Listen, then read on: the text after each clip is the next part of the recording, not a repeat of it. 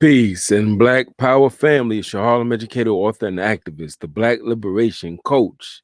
Brother Agyei Tyehimba filming live on location in that wonderful, historical, and political village of Harlem, New York family. Thank you for joining. Whether you're here or not, thank you for joining.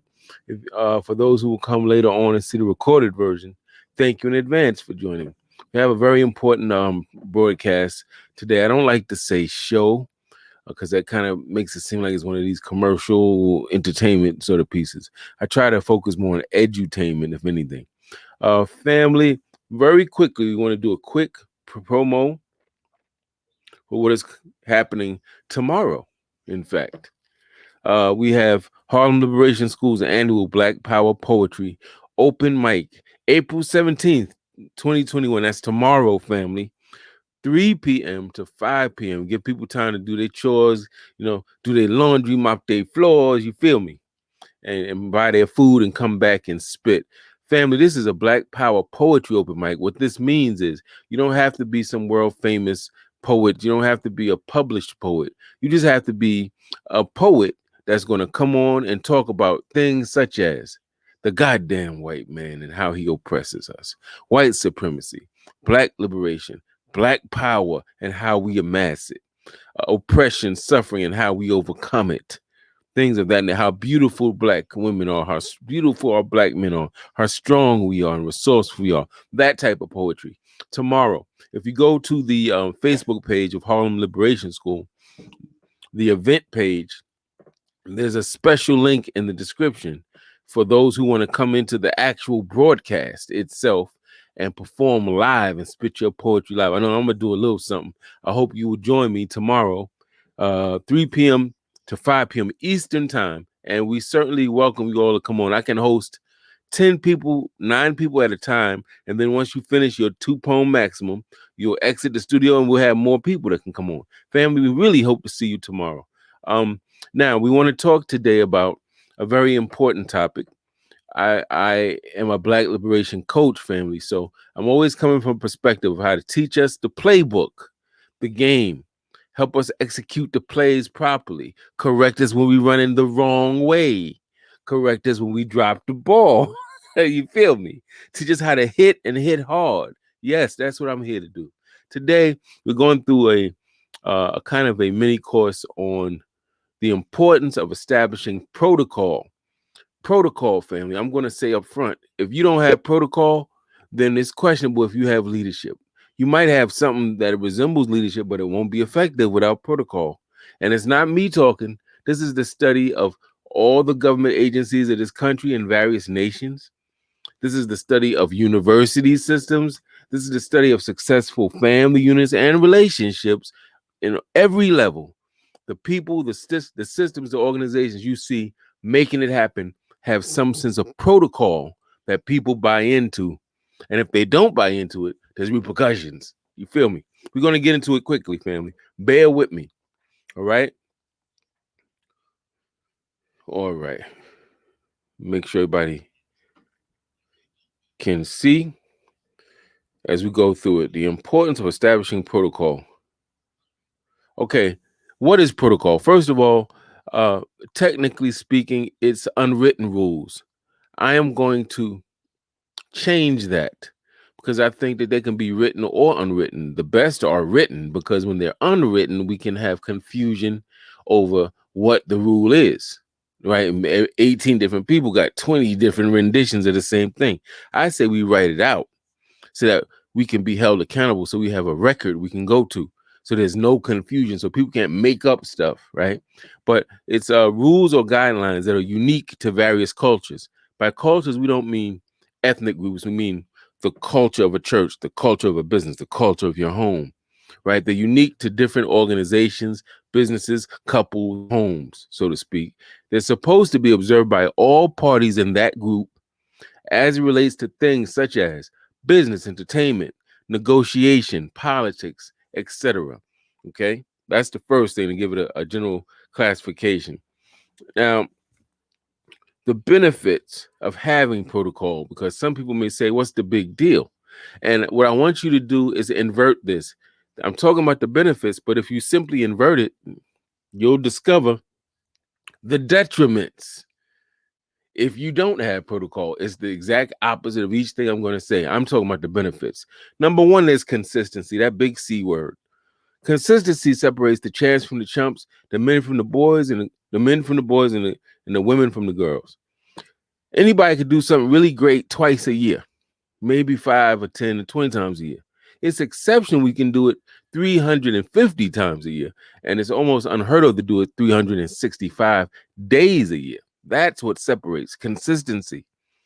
Now, protocol gives consistency because people know what to expect, right? We know it. There's it's not a lot of guesswork. It's not one day it's this rule, tomorrow is that rule, next month is a different rule, and that puts people in a state of disarray. And we can't discipline people when we don't have a consistent law or a consistent protocol for them to follow, because they can rightfully argue, well, it changes every day. I didn't know if it was this today or that tomorrow, and they're right. So you have to be consistent. Protocol helps establish consistency, right? It establishes order and safety. And we're going to get into that in a minute. It helps to prevent embarrassment. Believe it or not, yes, it does. It helps to establish a distinct group identity. So you might say, now, Tyimbas don't get down like that, right? You might say, Hilaires, we get down like this. This is what we about. Because we get down a certain way. Well, what's that certain way? That's your protocol. There's things we not doing. There's ways we're not representing ourselves. There's certain places we're not going to be. There's certain activities we're not dealing with, and then there's other things we are a part of. That's all part of your protocol. It creates a culture. Very important.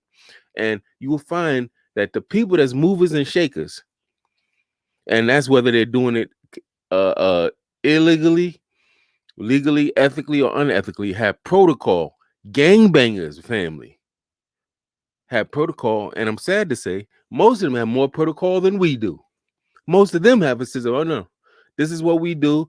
They have a set of protocol. If that protocol, they teach it, they train you in it, and there is discipline if that protocol is violated, so that people know that they better take this. So you can't just go off and do your own thing.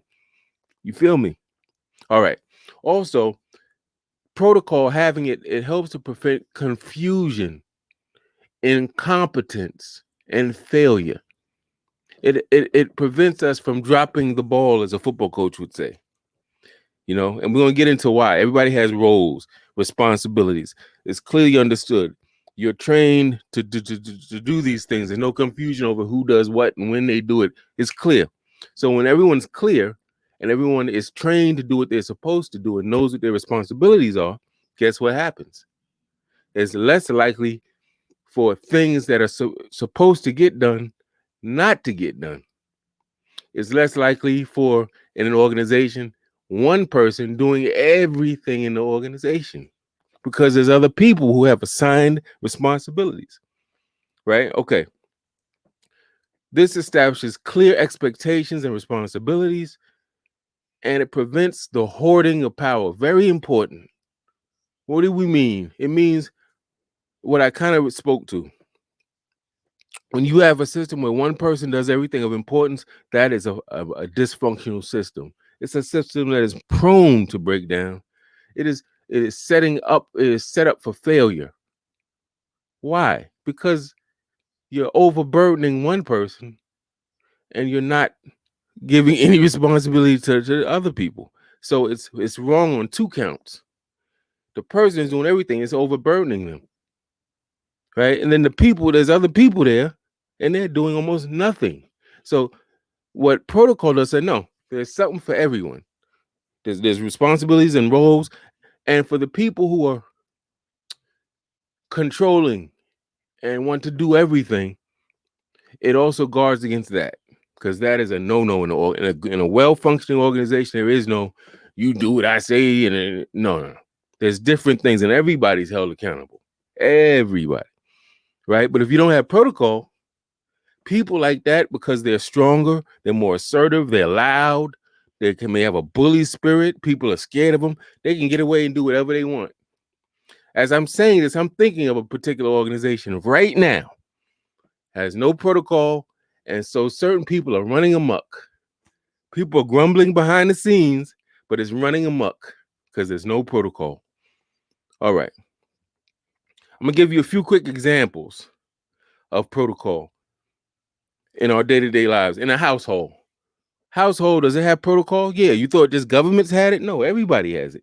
So in a household, you might have an understanding about types of information we do not share with outsiders or we do share. I remember talking to my boys. I was telling them that my grandparents were going on vacation. They're going to go to Atlantic City. My father came up across me saying that, bopped me in my head.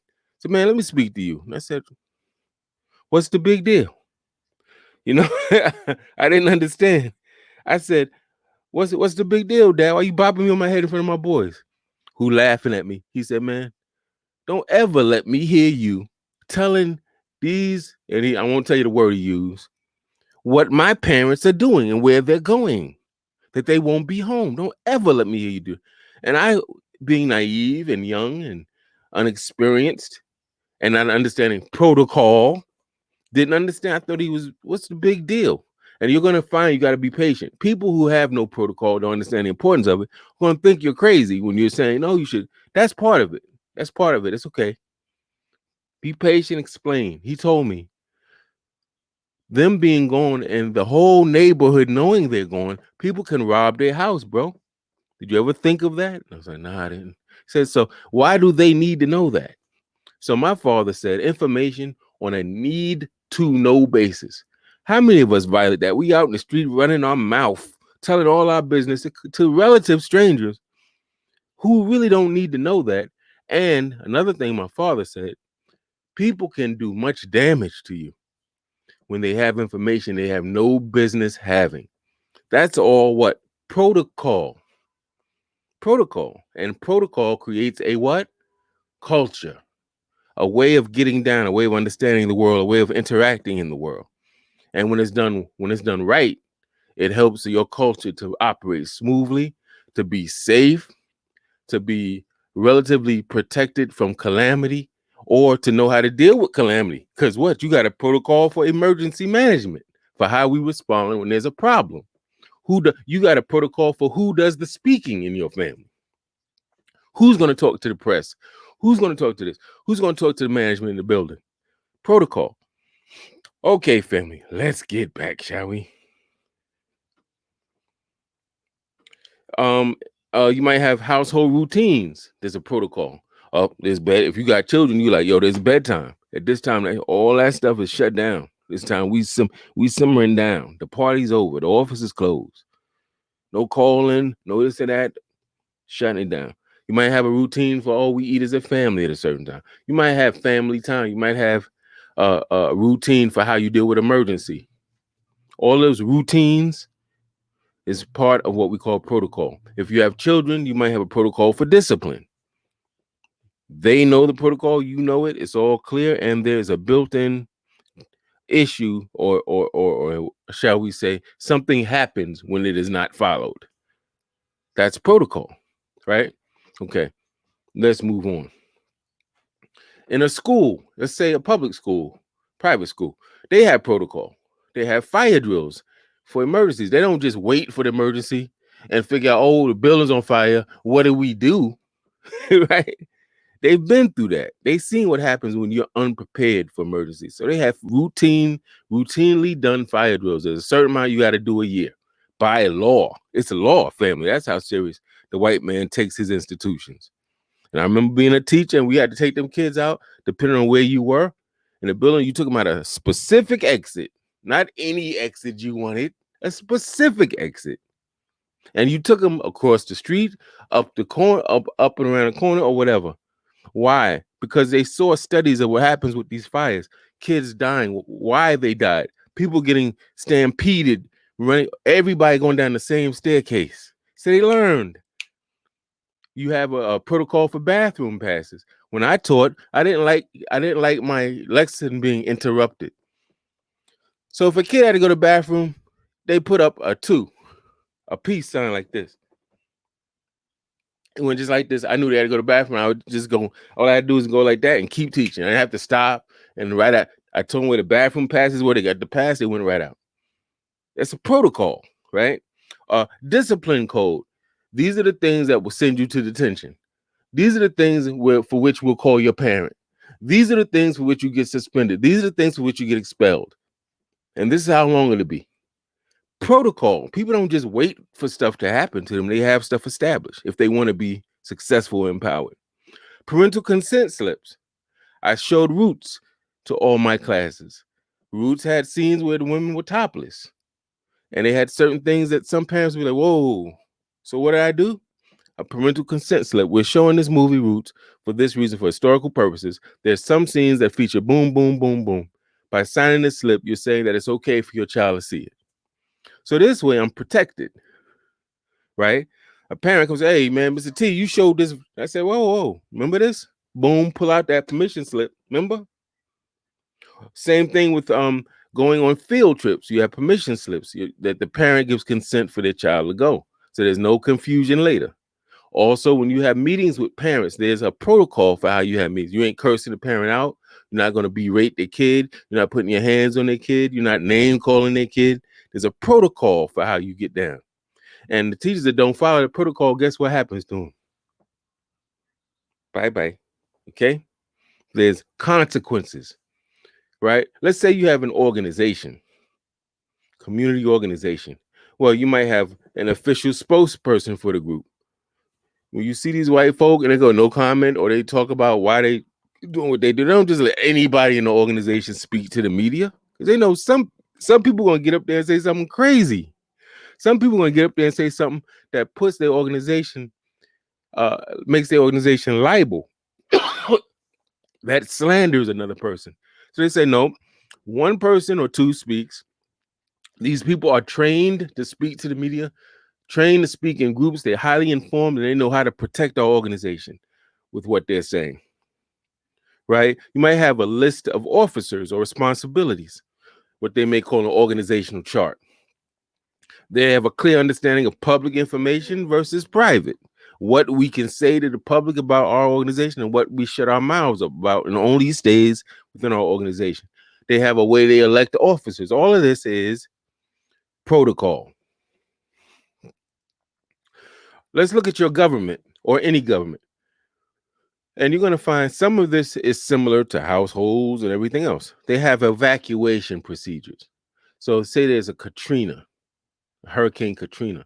There's a protocol for who gets called first, what they do, who gets called second, what they do, who gets called third, right? There's a protocol for saying declaring a state of emergency. And once we do that, some certain things happen. There's a certain person you call for that, right? Goes with the mayor, goes to the governor, right? Okay. There's a protocol for contesting election results. There's a protocol. Listen, the white man got it to the point where if you kill the president, kill the vice president, if you kill 12 different people, they got people all the way down that chart. Okay, that person's dead, this person becomes the president. That person gets killed, this person becomes president. They have a protocol. They don't wait for calamity to happen. They anticipate it and they prepare for it. All right, very important. For amending the Constitution, there's a protocol. You can't just be like, you know what?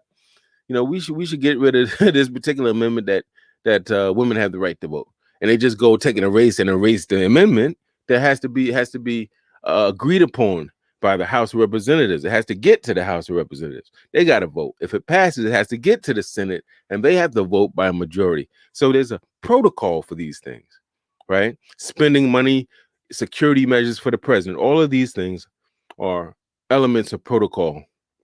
Now, I want to give a few last thoughts. This is a general piece. At some point, I'm going to have to do a very specific one. Last thoughts about protocol. For those of you watching this who may not like me, don't like what I'm about, you start with a negative presumption. Some of y'all think I'm talking about you, and it's crazy.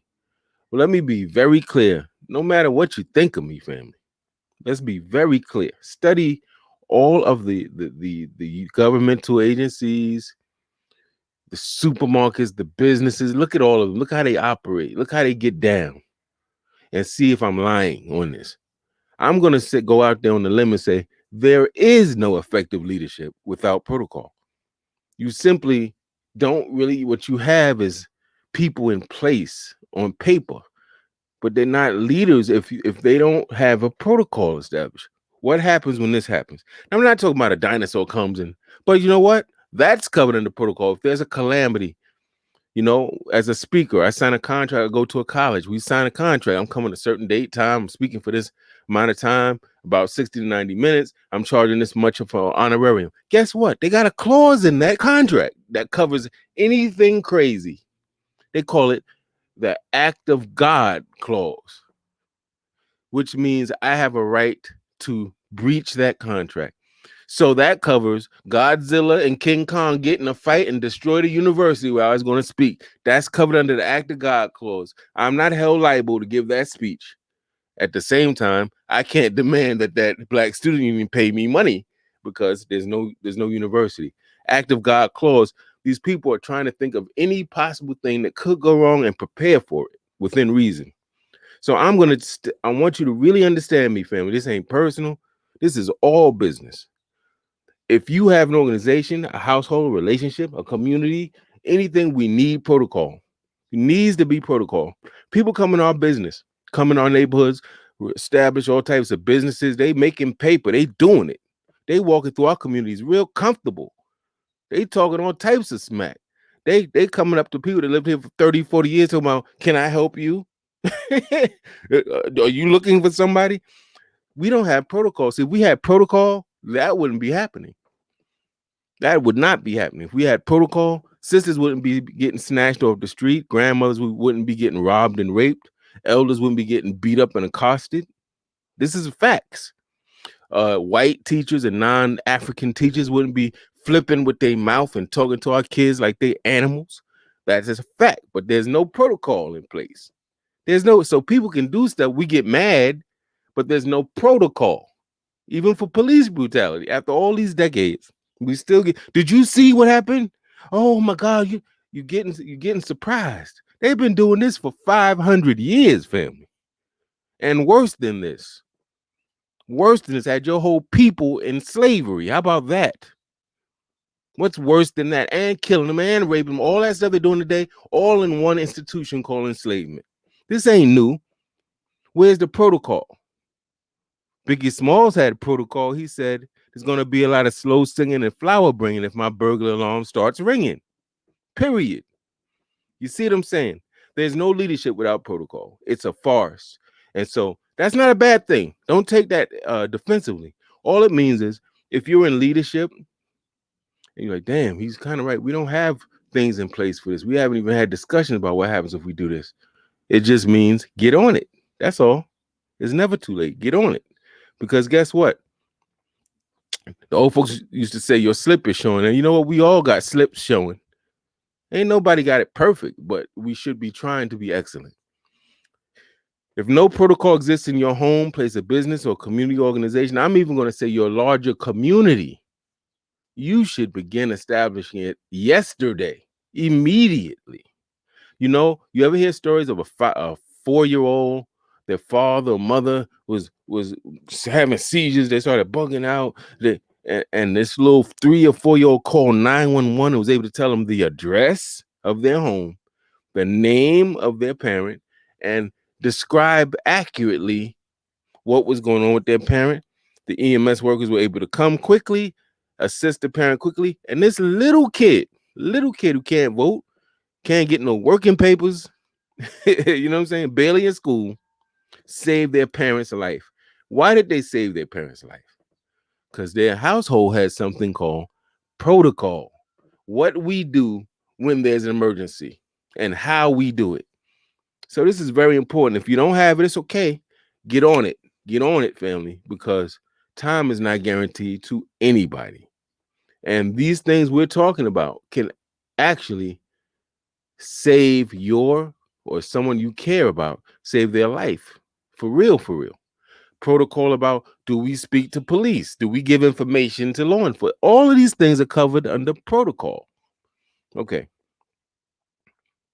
And these examples of things you might want to establish a protocol for. Emergency, any type of emergency scenario. Somebody's incapacitated physically, something happens to them. What do we do? Right? and make sure everybody knows what to do, not your favorite, everybody. Why? Because the person that, let's say the oldest person, that usually we give the oldest person all the responsibility. What if the oldest person isn't in the house, and all you got is the younger people? They need to know how to do everything too. Who to call, what to say, all of that. So your routines and your processes, all of that needs a protocol. So do we have family time? If so, when is it and how long is it? What day is it? What happens if people have schedules that don't allow us to have family time? Do we do it the next day? Do we say, "Oh, I can't do this. I have family time. We can't change it." What's the protocol? Or different processes in your home, right? Roles and responsibilities, chores. Who's responsible for what? What happens if they're incapacitated? They can't do it. What's the procedure? What's the protocol? We don't wait for it to happen, because if you do, and if you don't have this in place, you talk about balls dropping. You're gonna have balls hitting you upside the head, and I'm talking about like footballs on the football field, dropping it, right? So you have to have this in place. Resolving conflict, and what happens? What happens when there's a crisis? Something wasn't done that should have been done. Someone was disrespectful. Someone was, what the white man call it, insubordinate. Whatever, right? In your home, your business, wherever it is. What's the procedure? Do they get away with it? They don't do that again. Promise? Is that what we do? Do they get a letter written up? Do they get disciplined in another way? All of that is in your protocol, right? Safety and security. So, what happens in your home or apartment if there's a fire? Where's your fire extinguisher? Where's your fire exit? Is your fire exit clear? Can people enter and egress out of your apartment or house without breaking their neck? All of these things are important. Is there someone we call? Is there a neighbor we call, we trust, or a family friend who lives nearby we call to alert them of what's going on? All of these things are covered, right? Family, I want to thank you for your time. I do want to remind you of a few things. If you want to support me and the work I do, there's a few ways. I have 4 books. You can go to Amazon.com, simply type in my name, Agyei Tyehimba, and all 4 books will come up, and you can purchase that way if that's how you want to be supportive and also support yourself, by adding to your library. Some people like to donate monetarily to the work I do. They can do that through Cash App, and that's $ TRUSELF numbers 143. Quite a few people do that, sometimes spontaneously. I'm not even expecting it, and it comes through, and I just have to say I'm very grateful to you all for that. Family, there is a conspiracy that's very real to silence Black radical voices, especially those that are experienced, that have stood the test of time and have proven to be successful in our community. They're trying to silence us, family, so that you don't get connected to that real life-sustaining information, right? One way we can challenge that is by supporting people like myself and others that use Facebook or whatever social media platform to get information out, to help us organize ourselves and to inspire ourselves. I'm going to ask you to humbly, to please, if you have not already, come to Harlem Liberation School on Facebook, come to Black Liberation University on Facebook, join these groups, like these groups. If they ask you to stay notified, click that button so you can stay notified. And when we have events, it's very important that we be able to support each other in that way. I'm going through some comments. I see the Queen Bee. She's saying Wakusu. For those who don't know, that's wake up, clean up, stand up. Love the Queen. Thank her for her ongoing support. And you should catch the show that she was on where she was talking about her new nonprofit, family. Scroll through my page and check it out. Very powerful, the work that she's going to be doing in our community. Brother Marlon, I was just on his brother's show last week. He says, truth, there would be respect for us if we had it for ourselves. And one way you demonstrate respect, you don't have to go to the white man and tell him how human you are and you got UP like him and got red blood like him. What you do is get some damn protocol. Act dignified, walk dignified. Teach your kids, build your institutions like you give a damn about yourself, and the whole world will say, okay, that's a group of people to be respected, even if we don't like them. Brother Marlon also says, yes, accountability and responsibility. Thank you for that, good brother. Let's stay in touch too, my brother. Thank you for your ongoing support. Family, thank you for listening. I really hope that this made sense for people. Protocol is everything. It's everything. And I think that we were deliberately kept from the sciences of certain things, business, relationship, um, protocol, all the things that would give us wealth on one hand, health on another hand, and power on another hand, we were deprived of. So it's important that when someone's coming with something in one of these fields, we take a note of that and take it very seriously. The things I talked about today can be established in your home, on your block, in your larger community, in your community organizations. I'm not done. In your spiritual center, right in your church or temple. You can talk about what's the protocol. This cracker killed 9 black people that were worshiping. None of them were armed, none of them were trained in self-defense. What protocol do we have to make sure that if someone comes into our worship service and we are law-abiding, not bothering nobody, that we can protect our congregation? There should be protocol for everything, not just military folk, everybody. And the queen is right. She says protocol is code by another name. That is correct. And protocols are codes that are heavily taught, heavily enforced. And as you know, family, if we can get this message, if you can rock with your brother, whether you like me or not, whether I'm cute enough for you or not, none of that means a damn thing. Right? If you can rock with people that love you and support you, and if we can learn together and build together and get over our petty differences. I got 3 words, no matter what the white man's weapons are and what he's saying on his media, those 3 words, and you gotta believe them, family, are we will win. You gotta believe with all your heart and soul. Family, thank you for joining. Have a blessed evening. Peace.